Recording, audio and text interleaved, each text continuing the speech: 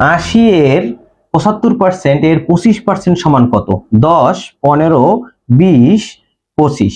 তার মানে 80 এর 75% এর 25% কত? দেখো এ ধরনের অঙ্ক বিভিন্ন পরীক্ষায় আসে এমসিকিউর জন্য। তার মানে এর মানে হচ্ছে কি গুণ, 80 এর 75%। 75 হচ্ছে কি, এই 75 কে যদি সাধারণ ভগ্নাংশে প্রকাশ করি তাহলে কি পার্সেন্ট উঠে গিয়ে নিচে 100 আসে।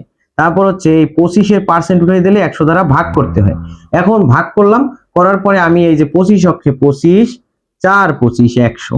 এরপর হচ্ছে এই যে 4 দিয়ে আবার এটাকে যদি কাটাকাটি করি, 4 অক্ষে 4, তারপর হচ্ছে 4 20 80। এরপরে 20 দিয়ে যদি আবার এটাকে, তাহলে 20 অক্ষে 20, তার মানে হচ্ছে 5 20 100। এরপর হচ্ছে এটাকে আবার কাটাকাটি করলে 5 15 75। তার মানে তুমি দেখো একটা কাটাকাটি করে একটু ভাগ করে আমরা কিন্তু 75 বের করে 15 বের করে ফেলছি। তার মানে সঠিক উত্তরটি হচ্ছে 15।